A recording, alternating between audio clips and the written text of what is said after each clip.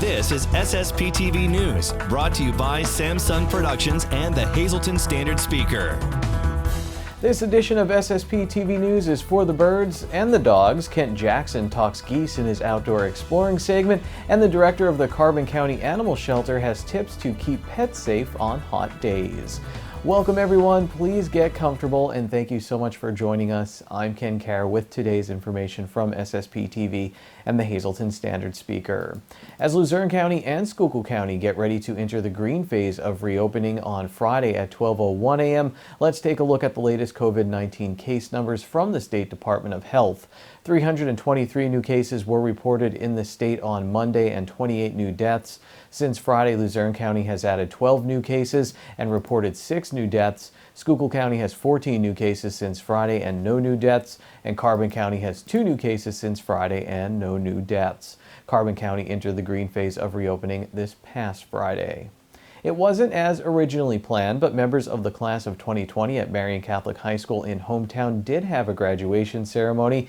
On Friday evening, the school hosted a baccalaureate mass and commencement ceremony together. The two events are usually held on separate days, but that changed as a result of COVID-19. While both programs are usually held indoors, this ceremony was held outdoors on the football field. The event was by invitation only and was limited to family watching from the bleachers. Others could watch live on the school's Facebook page. Valedictorian Sarah Halupa and salutatorian Samantha Arrow both referenced the pandemic that interrupted their senior year in their speeches. Each graduate received a commemorative book that highlights awards and scholarships. Penn State University will resume in-person classes this fall. The fall semester will begin as originally scheduled on Monday, August 24th. In-person instruction for the fall semester will end Friday, November 20th. The remainder of the fall semester, including finals, will be done remotely online when classes resume after Thanksgiving. This is to minimize travel and to lower the risk of spreading the coronavirus. We've posted Penn State's complete announcement and details on our Facebook page. The coronavirus did not stop the Hazleton Elks Lodge 200 in the city from holding its annual Flag Day ceremony. While the event usually features programs indoors and out, this year's program was consolidated into one outdoor ceremony. It began with the Pledge of Allegiance, the national anthem, and a prayer. American Legion Post 76 performed the gun salute and taps was played. The program featured the annual wreath presentation, and there were remarks from Charlie Palermo, Amy Yannick, Ed Shopey, and Hazleton City Councilman Tony Colombo.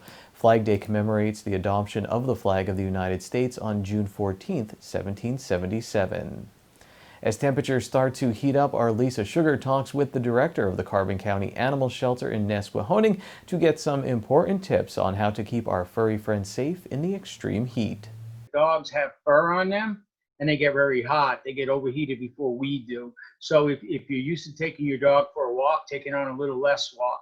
Make sure it has plenty of cold water when it comes in and cold water before it goes out.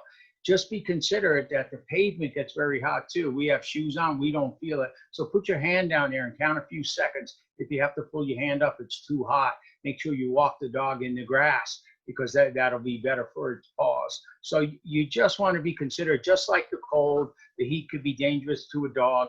And you just want to make sure that you keep your dog safe and happy and get through the hot days, and they'll be fine. I mean, run a sprinkler in the yard if you can. Let them cool off. They'd enjoy it. And some people buy kiddie pools for their dogs. I mean, I've done that in the past, and it seems to work. So just remember, they get hot. They don't know how to express it when it's too hot for them. So just keep an extra eye on them, love them, and take care of them.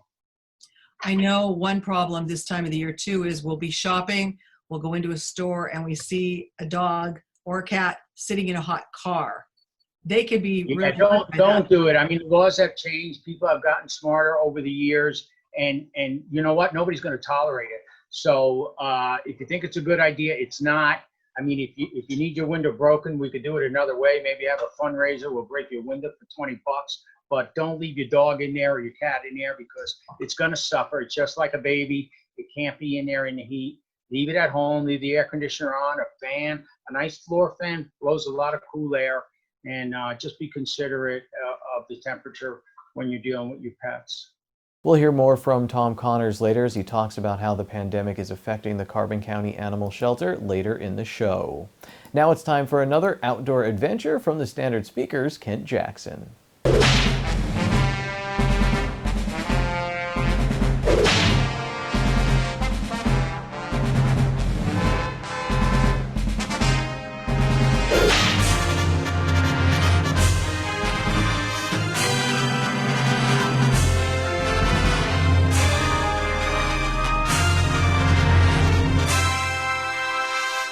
The grazers weren't much darker than corn stubble in a field.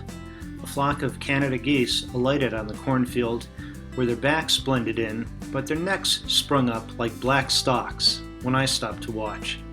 Well known by their honks, their V-shaped flight formations, and the white patch on their necks that birders call the chin strap, geese are as much at home in Pennsylvania as in their namesake land to the north. For at least 35 years, they've nested in every Pennsylvania county.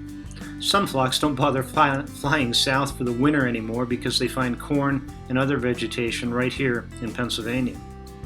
They can be a nuisance at parks and residential communities.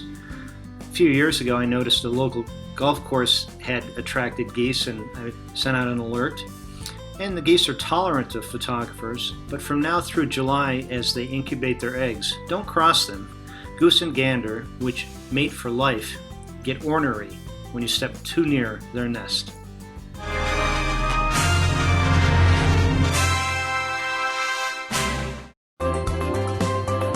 Time now for weather on SSPTV News. It looks like we have a pleasant few days coming up weather-wise. Here's our forecast from the National Weather Service. Tonight, partly cloudy with a low of 49 degrees and a calm wind. Tuesday is mostly sunny with a high of 75, again a calm wind. Tuesday night, partly cloudy with a low of 49 degrees. Wednesday is mostly sunny with a high of 78. Wednesday night, partly cloudy with a low of 53 degrees. Thursday is partly sunny with a high of 81 degrees. Thursday night, mostly cloudy with a low of 59. Friday, a 40% chance of showers and thunderstorms after 2 p.m., partly sunny with a high of 83. And Friday night, a 30% chance of showers and thunderstorms before 8 p.m., partly cloudy with a low of 61 degrees. Coming up next, more information from the director of the Carbon County Animal Shelter. And in sports, we talk with a local woman who was featured on national television when she competed on the Titan Games on NBC. And here's tonight's social news. The Greater Hazleton Chamber of Commerce is having their annual new member gathering on Tuesday, June 23rd from 5 p.m. to 6:30 p.m. They're holding it virtually via Zoom. Promote your business and learn how the Chamber can help you. The event is free, but reservations are required. You can register at hazletonchamber.org or you can call 570-455-1509. And that's tonight's Talk of the Town. SSPTV News would like to send sincere condolences to the family and friends of Gloria Jean White, 75, formerly of McAdoo. Services are private. The Stanley E. Anilowski Funeral Home in McAdoo is handling arrangements. Tonight's social news has been brought to you by Harmon Funeral Homes and Crematory. For information, call 570-788-0977 or go to harmonfuneral.com.